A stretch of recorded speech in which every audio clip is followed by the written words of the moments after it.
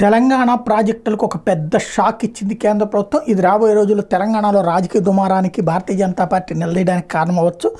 తెలంగాణలో పాలమూరు, రంగారెడ్డి, కాళేశ్వరం, అదనపు TMC, BR Ambedkar Wardha ప్రాజెక్టుల సమగ్ర ప్రాజెక్టు నివేదికలను DPRని కేంద్ర జలసంఘం వెనక్కి పంపించింది.